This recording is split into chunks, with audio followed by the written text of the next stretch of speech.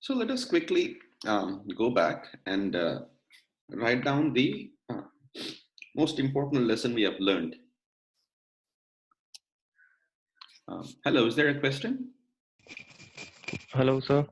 Yes, go ahead. Sir, yesterday you defined a new set, the set B of Hmm. maximal commuting observables. So I just want to confirm, like, I don't know whether this is true or not. This is not a doubt actually. I just want you to comment on whether what I'm saying is correct or not. So this set of vectors you define j square, j1 square, j2 square, and jz, right? Correct. So we'll be using a common basis vectors for this set, right? Yes.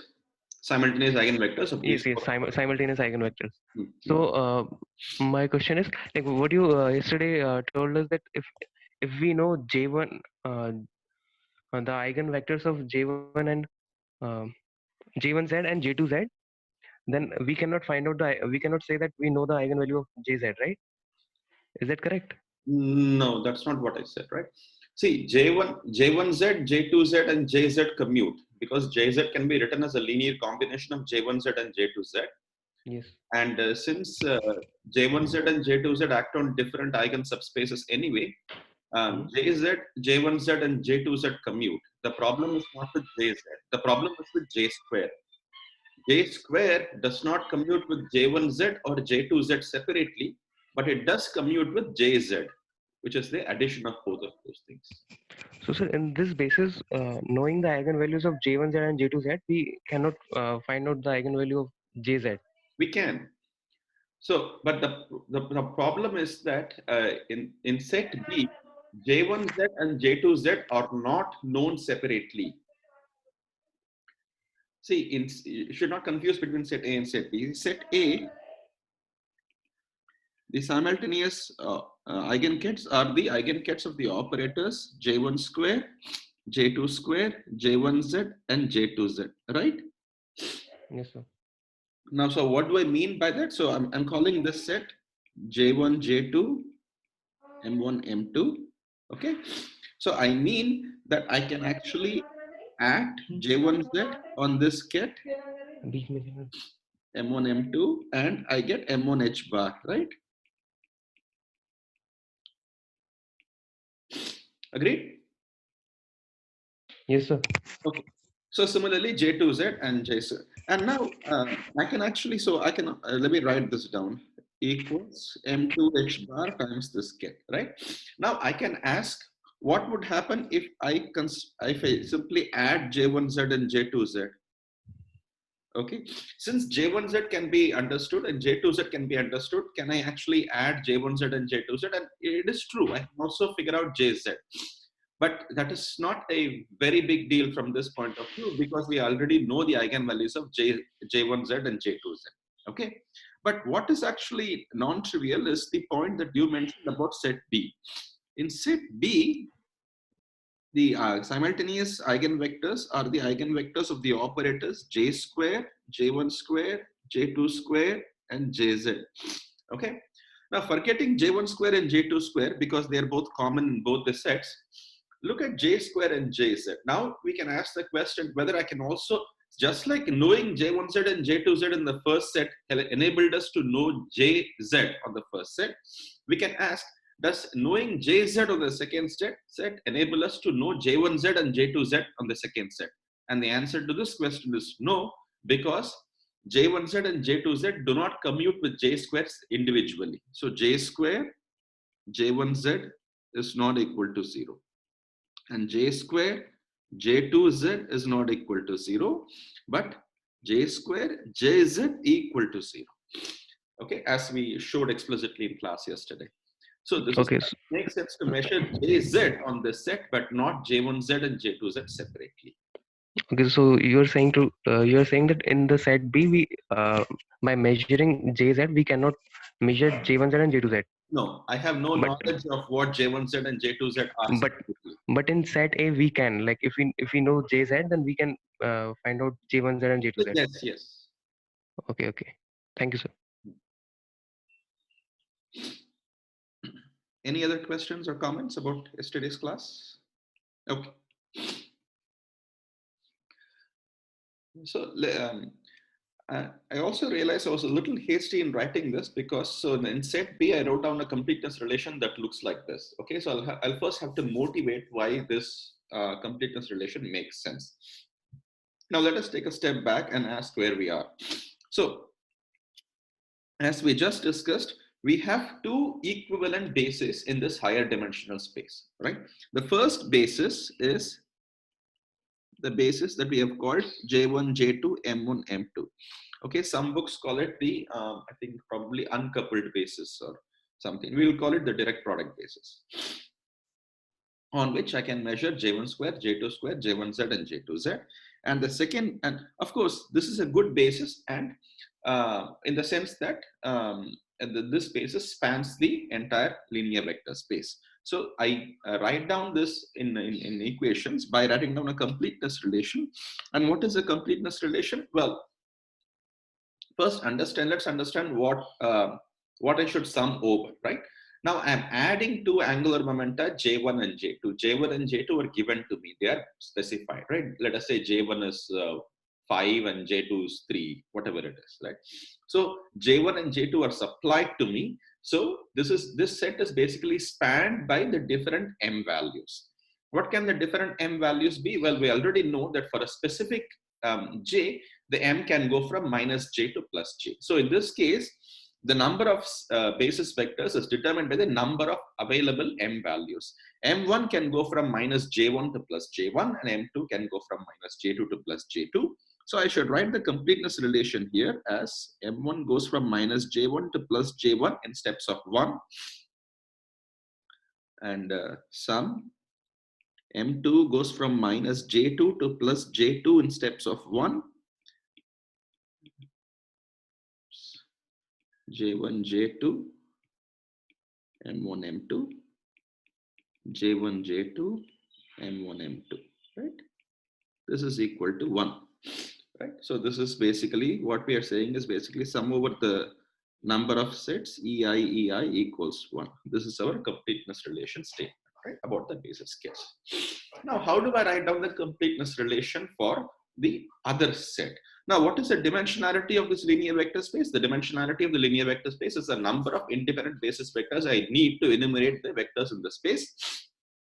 I need to describe the vectors in the space. So the number of M1 values is 2J1 plus 1. The number of M2 values is 2J2 plus 2. So the total dimensionality of this linear vector space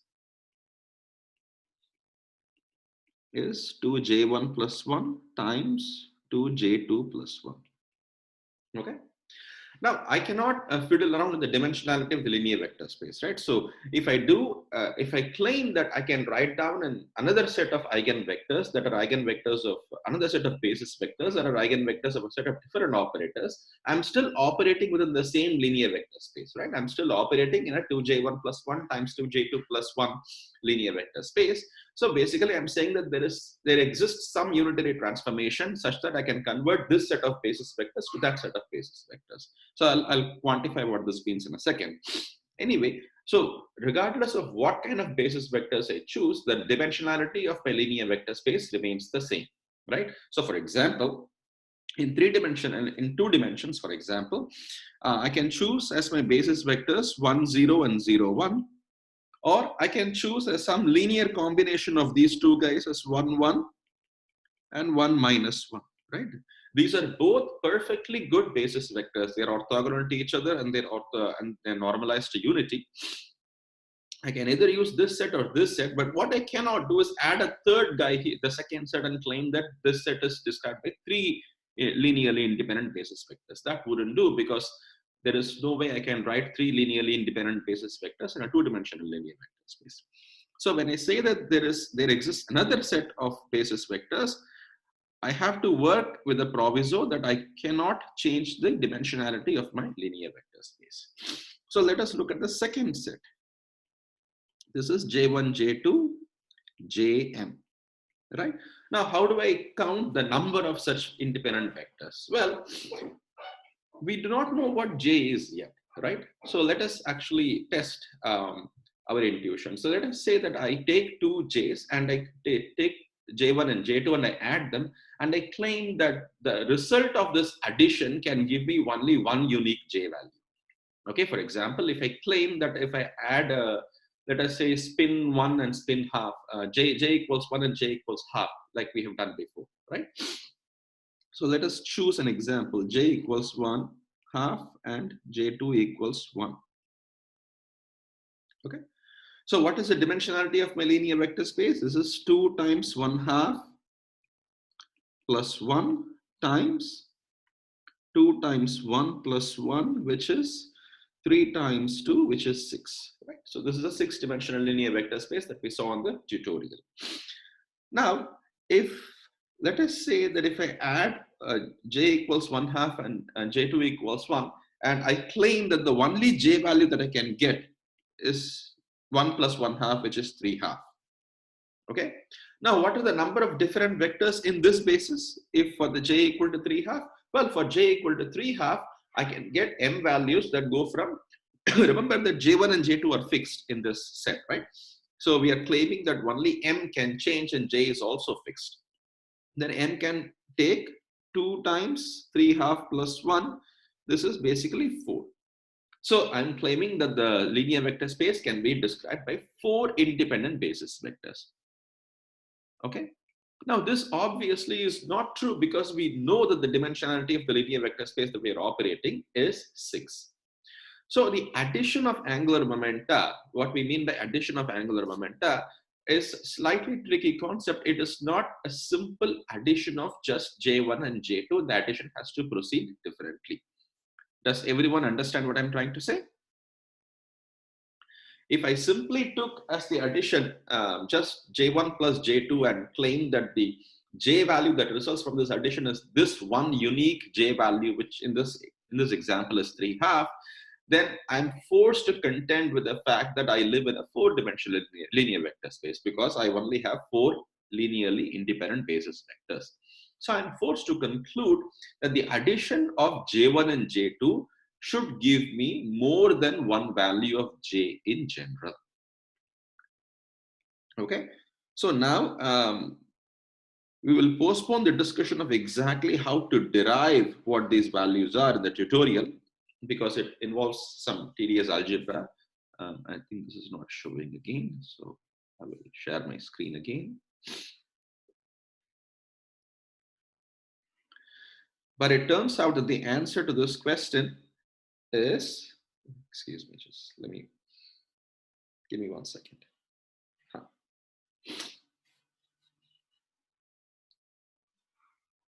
Okay. The answer to this question is that the addition of J1 and J2 in general can give me a value that goes from J1 minus J2 to a value that goes to J1 plus J2 in steps of unity. So addition of J1 and J2 can give J values that range from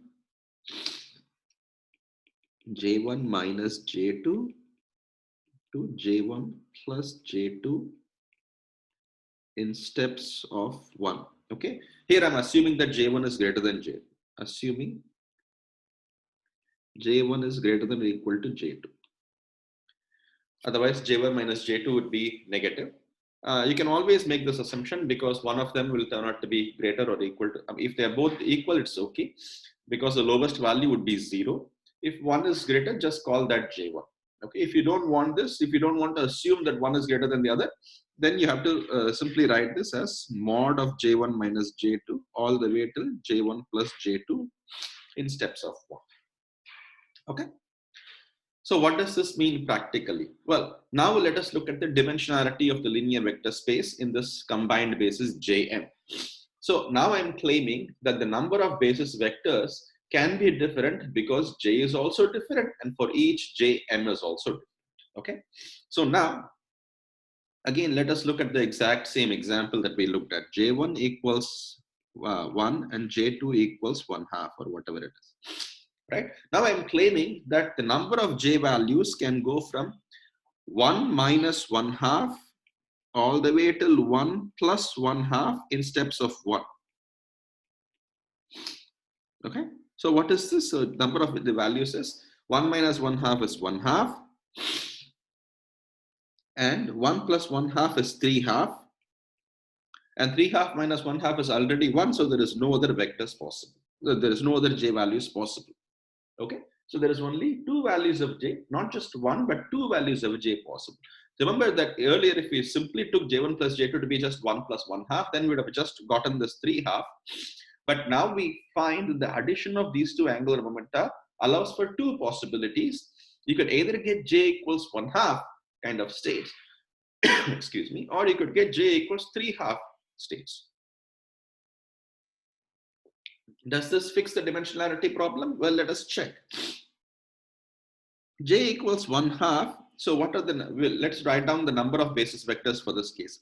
J equals 1 half allows for two values of m, right? M can be minus 1 half and plus 1 half. And j equals 3 half allows for four values of m, right? 3 half, 1 half, minus 1 half, and minus 3 half. So the base number of basis vectors in this set, for example, if I write out the basis vectors explicitly, they would be 1, 1 half. This is J1, J2.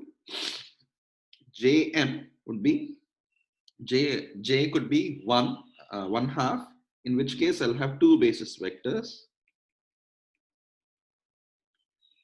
Or J could be 3 half, in which case I'll have 3 half, 3 half, 3 half, 1 half, 3 halves minus 1 halves, and 3 halves minus 3 halves. Okay, correctly giving me a 6-dimensional linear vector space, just like the product space, which is also 6-dimensional. So in general, we conclude, even though I have not actually proved this statement, I will be very honest. We will prove it later in a tutorial problem.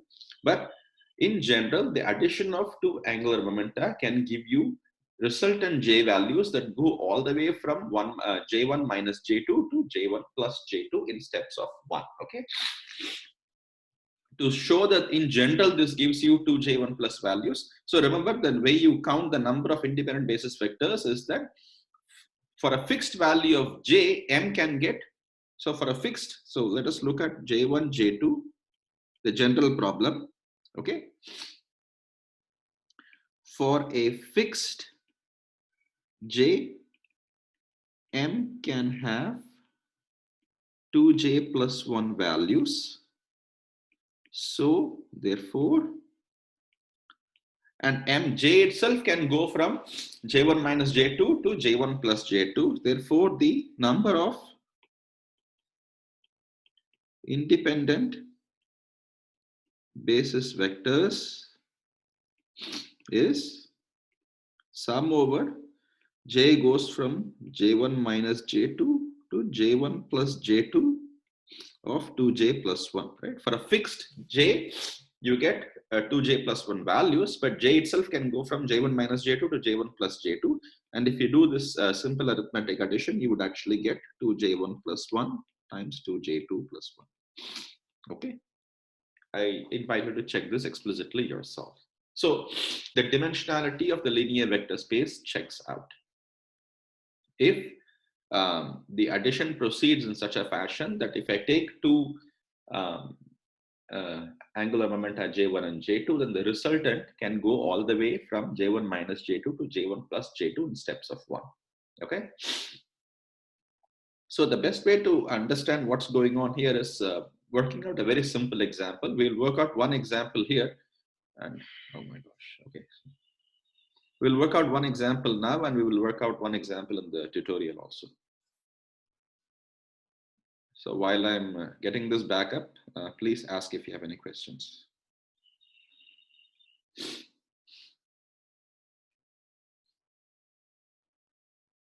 Okay. So example.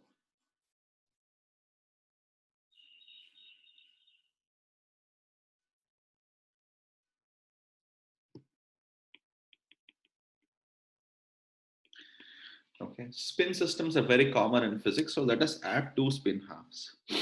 So J1 equals 1/2 and J2 equals 1/2. We're going to add these two. And we're going to count the number of basis vectors in each of these guys. Okay. So let us first look at the J1, J2, M1, M2 space. Okay. Now in many books, and so there is two kinds of spaces. What we would call as J1, J2, JM, right? Now in many books, for brevity, they call this as simply the M1, M2 basis, and this as just the JM basis. Okay, in many cases, it makes writing easier. Okay, so sometimes when the notation becomes really bothersome, I will use the different notation, suppressing J1, J2. But you should understand exactly what I'm talking about, and in the context, it will be clear. Okay. So let us enumerate the basis vectors for this case, explicitly write them out.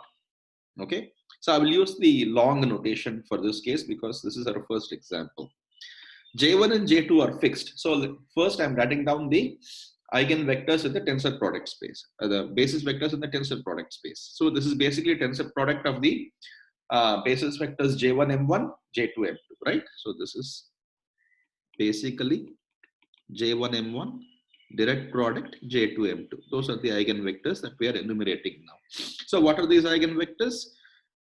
1/2, 1/2. There is nothing to be done there because J1, J2 is fixed. Now M1 and M2 can get all kinds of values. So M1 can be +1/2 and M2 can be +1/2. 1/2, 1/2. M1 can be +1/2 and M2 can be -1/2. 1/2, 1/2. Now M1 can be -1/2 and M2 can be +1/2. That is one. And then the last one is -1/2, -1/2. They're both -1/2. So given a j value, m can only go from -j to +j. So in the case of spin half, m can only take two values, -1/2 and +1/2. Okay. Now what happens in this set? What are the eigenvectors in this set? Well, J1, J2 is again fixed. So I have 1/2, 1/2. Now remember that J can go from J1 minus J2 to J1 plus J2. So J1 minus J2 is, for in this case, 0. 1/2 minus 1/2 to J1 plus J2 is 1 in steps of 1. So there is nothing intermediate because it has to go in steps of 1. So there is only two possible values of J that can be gotten as a result of this addition. Okay, the composite J equals 0, the composite J equals 1. So let us write down the basis vectors corresponding to this.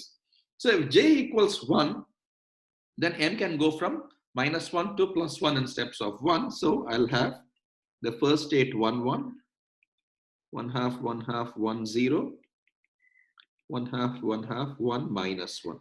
Okay.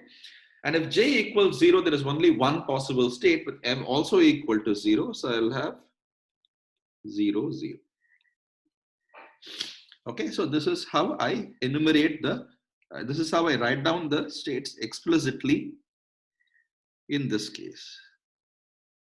Okay, so note that I get the exact same number of basis vectors for both the cases as I should. Any questions about this example? Any questions about these basis vectors? Okay. So now a logical question to ask is, how are these basis vectors connected, right? So because they are both serving as basis vectors in a 4-dimensional linear vector space, I should be able to find some kind of a transformation between the two, right? So the two basis vectors should be related by, in general, a unitary transformation. So I will formalize what this means in a second. We'll first work it out in the simple example, and then we will generalize this in the general theory. So what does this mean? So look at the states on the left and look at the states on the right. Okay, so this is a simple enough example, so we can just work it out by hand, everything. Now, the first state, now let us concentrate on the different m values on the left and the right. Look at the states with different m values on the right. The different m values on the right are 1, 0, -1, and 0. Now notice that Jz is J1z plus J2z, right? We have already shown that M equals M1 plus M2. In fact, we'll actually formally show this towards the end of this lecture. But M in general equals M1 plus M2. So the M on the right hand side is related to the two M's on the left hand side by a simple addition. Okay, the J's is not, but the M is related by a simple addition. The question is, which are the states we should add to get the state on the right? Look at the state, the topmost state with the highest M value on the right hand side is the state 1/2, 1/2, 1, 1, right? Now, what are the states I can add on the left that could possibly give me this particular combination? Well, if you look at the first state, it has M1 equals 1/2 and M2 equals 1/2. So that is a possible contender, right? So what I'm trying to do is I'm going to write the states on the right as a linear combination of these states on the left, because that is what a basis transformation means. So now I'm looking for the specific linear combinations with the constraint that M equals M1 plus M2. Okay, so the state with M equals 1 can be only gotten with M1 equals 1/2 and M2 equals 1/2, because every other state gives me either total M equal to 0 or total M equals -1. So this state cannot be written as a linear combination of many states on the left. It is one unique state, and this unique state on the in the product basis is 1/2, 1/2, 1/2, 1/2. Of course, I can multiply this by a phase, because states are only defined with respect to some phase. I can put in an e to the I5 here, but there is a general convention we follow in this angular momentum nomenclature, and the convention is that we choose all the coefficients, all these coefficients to be real. So I will not choose any imaginary numbers. So I will just take off this, and I will simply choose the overall multiplier to be just +1. Okay, the point is the topmost state can be only identified with a unique state on the other set, and that set is the state with the highest M values. Now let us look at the second state. Is this clear? The first statement, is it clear? Okay, so if there is any questions, please unmute yourselves and ask. Now let us look at the second state. The second state is 1/2, 1/2, 1, 0. This is a state with M value equal to 0. Now let us look at the possible states that can give me an M value, total M value of 0. Well, the first state gives me an M value of 1, because 1/2 plus 1/2 is 1. The second state does give me an M value of 0, because 1/2 minus 1/2 is 0. The third state also gives me an M value of 0, right? It gives me -1/2 plus 1/2, which is also 0. The fourth state cannot give me an M value of 0. It actually gives me an M value of -1. So I can conclude that this state should be written as a linear combination of the product states 1/2, 1/2, 1/2 minus 1/2 plus beta times 1/2, 1/2 minus 1/2 plus 1/2. Okay. Now my job is to figure out alpha and beta. There is a specific straightforward procedure to do so. But first, please ensure that you understand this statement. Okay, with the condition that the total M is the sum of the individual M's, there is two possibilities to get a 0 state, either from the 1/2 minus 1/2 or from the -1/2 plus 1/2. There is a degeneracy. Okay, so how do I figure this out? The way I figure this out is as follows. So suppose if I look at the JM basis, right? So suppose if I look at these two, 1/2, 1/2, 1, 1, and 1/2, 1/2, 1, 0, I know that if I add J minus on this 1, 1 state, I will get 1, 0 state, right? That is what J minus operator does. So let me actually do this. So J minus acting on 1/2, 1/2, 1, 1, what would it give me? It will give me h bar times square root of j times j minus 1, j plus 1. So this is 1 times 1 plus 1 minus m minus 1 and gives me 1 half, 1 half, 1 0, right? So which means I can figure out a relation between the 1 0 state and the 1 1 state by acting the j minus operator on the 1 1 state. And this is nothing new, this is already known to you. 1 half, 1 half, 1 1 equals square root of 2 times h bar 1 half, 1 half, 1 0. Okay. So I can easily establish a connection between the different states on the right. But that is not what I am after. I am after establishing a connection between the states on the right to the states on the left. In other words, I want to understand how I can write the state 1 0 as a linear combination of the states on the left. So to do this, I will first start by writing 1 half, 1 half, 1 0 equals 1 over root 2 times h bar j minus 1 half, 1 half, 1 1. Okay, but we already know what this state is in the product basis 1 1. This is the unique state, so I can write this equation very well as j minus. I can write as j1 minus plus j2 minus. Acting on, I already know that 1 half, 1 half, 1 1 is the state on the left, which is 1 half, 1 half, 1 half, 1. Okay. Since I know the first state uniquely, I can use this information to figure out the rest. That is exactly what I'm doing. So what is this equal to? This is 1 over root 2 h bar. How does this act on this state? J1 minus reduces the eigenvalue m1 by 1 unit, and J2 minus reduces the eigenvalue m2 by 1 unit. Right? So J1 minus does not touch m1, and so this is my m1 and this is my m2, right?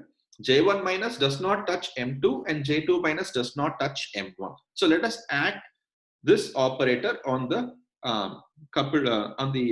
direct product basis. So J1 minus acting on this state would give me h bar, excuse me, h bar times square root of J1 times J1 plus 1 minus m1 times m1 minus 1 times the state 1 half, 1 half minus 1 half, 1 half, and J2 minus acting on this state would give me h bar again j plus 1 minus m minus 1, and this would give me 1 half, 1 half, 1 half minus 1 half. Okay, so in other words, what we have done, the h bar completely cancels, and what is this equal to? This is 1 half 1/4 plus 1 half minus 1/4 plus 1 half. So this is just 1. So this gives me 1 over root 2 times 1 half, 1 half minus 1 half, 1 half plus 1 half, 1 half. Okay, so this confirms our intuition that this state 1 0 can only be written as a linear combination of the states whose m1 and m2 values add up to 0. But what particular linear combination? The linear combination that we have figured out is, so the state in the shorthand notation, what people write is 1 0 can be written as 1 over root 2 times 1 half minus 1 half plus 1 half, 1 half. Sorry, minus 1 half. Okay. So we have written the second state in the JM basis as a linear combination of the states in the tensor product basis. Are there any questions about it? Yes. Sir अपन ने J minus को J1 minus plus J2 minus कैसे लिखा? But that is what the definition of operators are, right? See, suppose if you write J in the tensor product space, what is this equal to? Strictly speaking, this is equal to J1 direct product 1 plus 1 direct product J2, correct? Suppose if I want the Yes, sir. ith component of any, this is ji equals j1i direct product 1 plus 1 times direct product j2i. Okay. So if I want j minus in the product space, I will write this as j1 minus direct product 1 plus 1 direct product j2 minus, right? Now, since I don't want to write down the direct product every time, shorthand notation for this is j1 minus plus j2 minus, right? This is the shorthand notation we agreed yesterday. Remember, when we calculated the commutation relations, we Yes, found sir. out that if I use the tensor product, I get the exact same commutation relations as I simply just write it as a shorthand as j1 minus plus j2 minus. Make sense? Yes, sir. Okay. Any other questions or comments? So now if we simply go down and then we find a third set, this the third basis in the right hand set, which is 1 minus 1. But 1 minus 1 is also a very unique set, very unique vector, because there is only one vector on the left hand side that can possibly add up to minus 1. So I can actually directly write down that the vector on the right, which is 1 half, 1 half, 1 minus 1, has to be equal to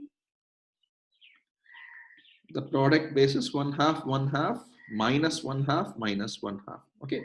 There is no other vector on the left whose m1 and m2 can add up to minus 1 except this one basis. Okay. So you see some kind of a pattern emerging, right? For the maximum m value and the lowest possible m value, the state on the left hand side is unique because there is only one particular combination of m1 and m2 that can give the maximum m value, and this is when m1 is also maximum and m2 is also maximum. Similarly, if you look at the state on the right with the least m value, there is only one possible basis on the left hand side that can give rise to this particular state, because it will be the state with the least m1 value equal to minus j1 and least m2 value equal to minus j2. So the top and the bottom, there's the state with the maximum m value on the right and the state with the minimum m value on the right are not degenerate, right? There is only one unique state on the left that can correspond to these states. But the states with other intermediate m values on the right can be linear combinations of the ones on the left. Now we are not quite done because we have to still look at the last guy, right? 1 half, 1 half, 0, 0. This is also a state with m value equal to 0, which means again I can write this as a linear combination of the two middle guys, 1 half minus 1 half and minus 1 half 1 half. Now how do I write this? Well, remember that I cannot simply take j minus on any of these and get 0, 0, because this corresponds to a different j value.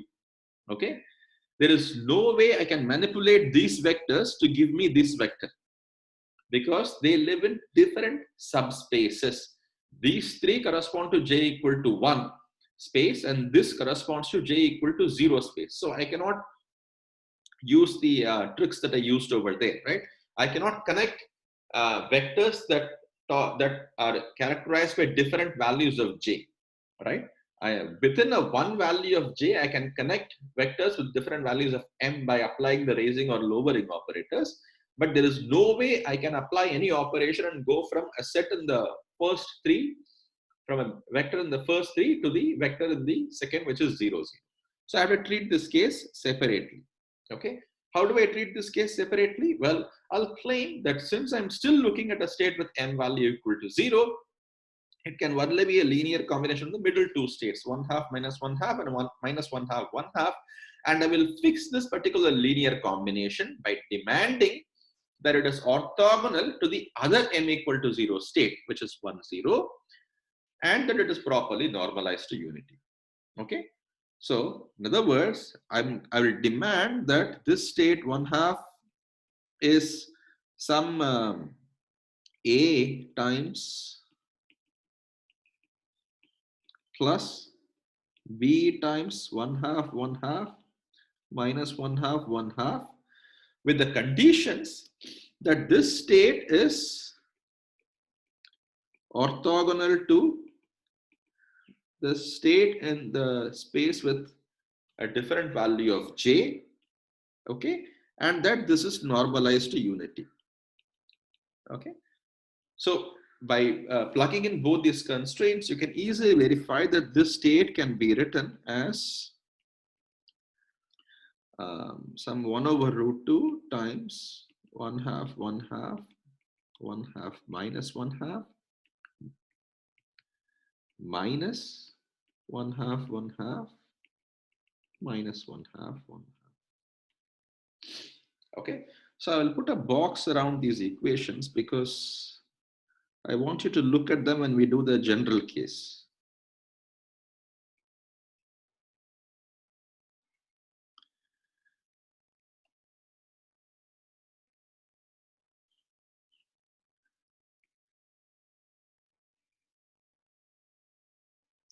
And the first guy, which is this. Okay, in each of the boxes, I've expressed the vectors in the Jm basis as a linear combination of the vectors in the M1, M2 basis. And the identification proceeds in this particular fashion. You take the vector with the maximum value of J and maximum value of M on the right hand side. Okay, start with that guy and you can easily check that there is only one unique vector on the left that can possibly give you this particular vector. This is the vector with maximum values of M1 and M2. Okay, M1 equals J1 and M2 equals J2 on the left. So you simply identify these two guys. Then you apply J minus on the right to go from the state with the maximum value of J in that particular subspace of J to the next possible value of M, which is 0, by applying the J minus operator. And then you write this J minus operator. So then that will give you an identification between the 1 state and the 1 state, right? So you can write 1 as something times 1 state.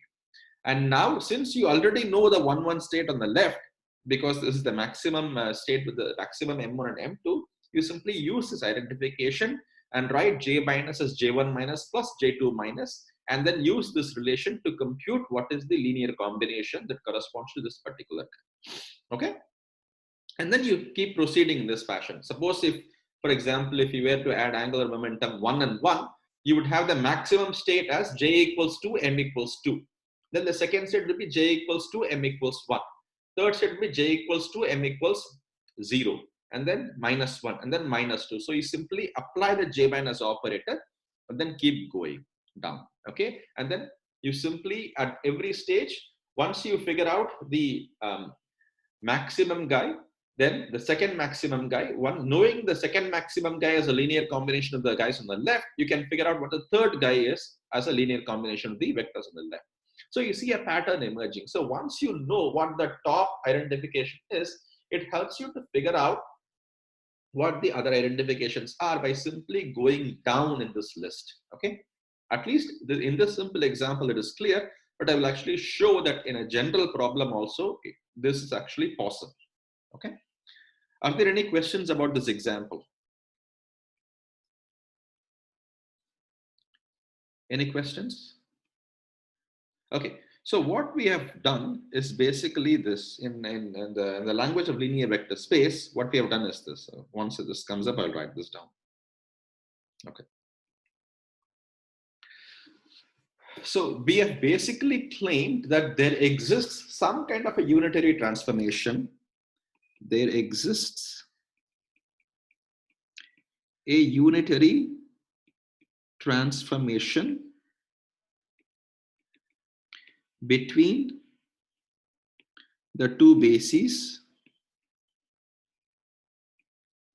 J1, J2, Jm and J1, J2, M1, M2. Okay.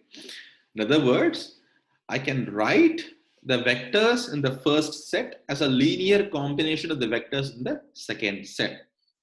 So how do I mathematically write this down? I write this down using the completeness relation. So I will write J1, J2, Jm equals 1 times J1, J2, Jm, which is kind of obvious. The number 1 now I will replace this by a completeness relation using the completeness relation of the second set of eigenkets. Where did I write this down? It is this, right? So again, put a box around this equation.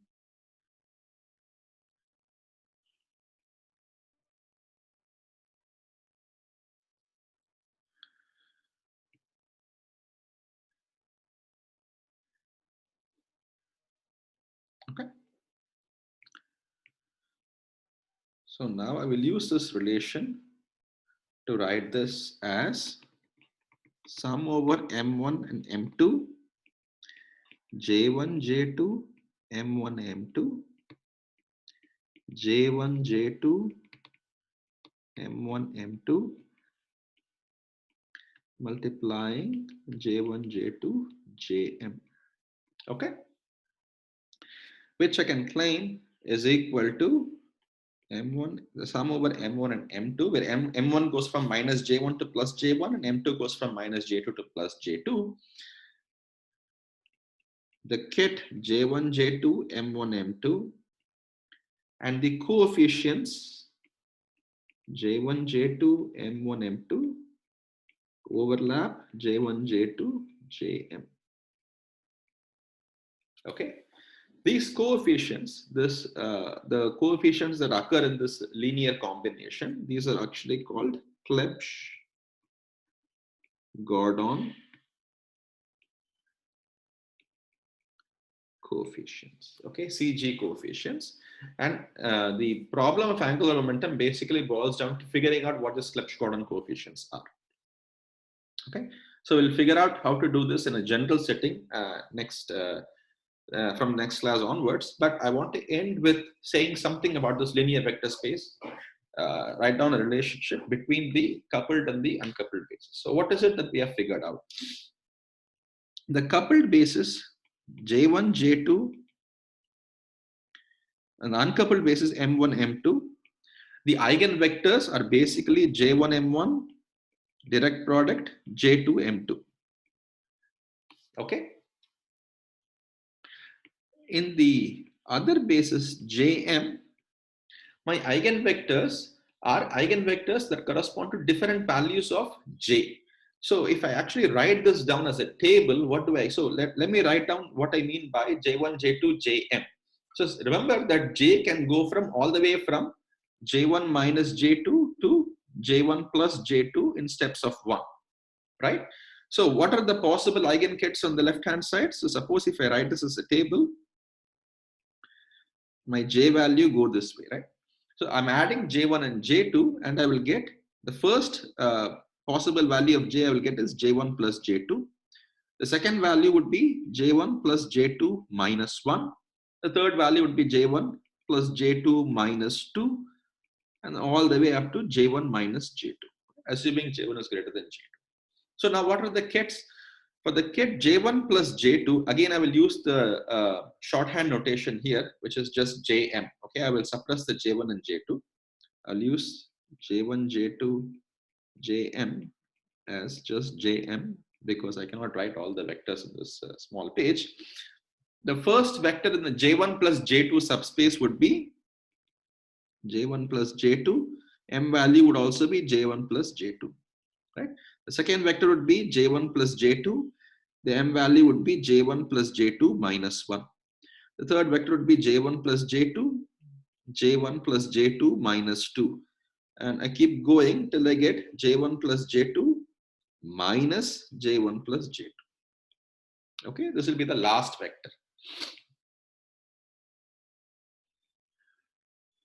Now, what will be the vectors in the second subspace? Put in something like this. Excuse me.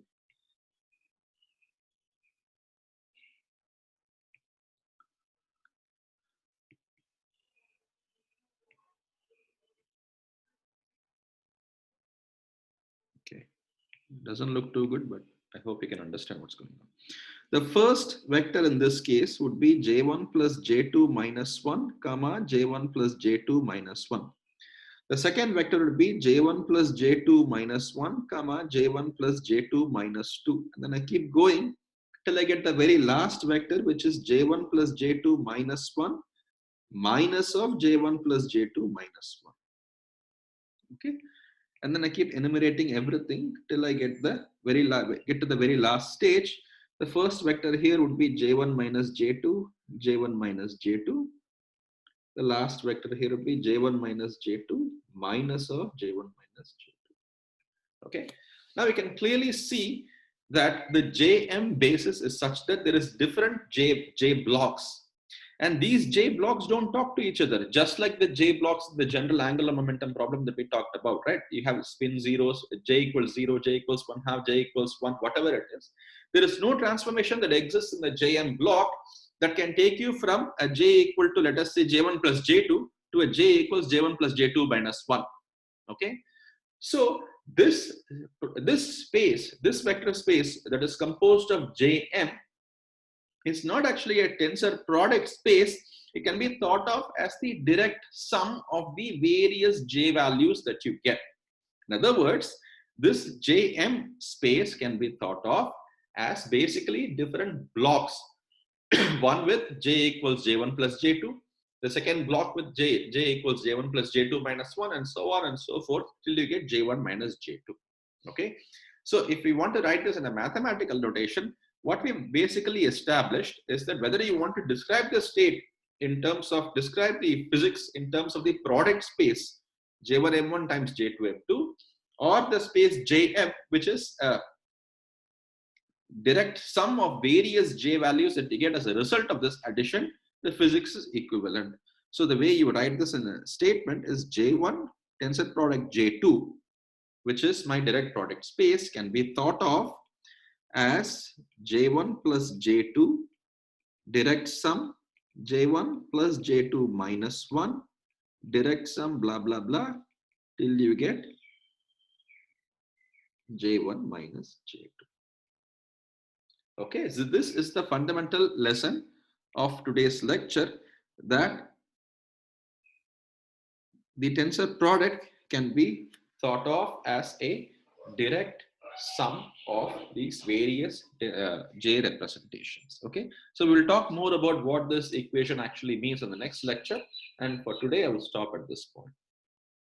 Okay, so if you have any questions, please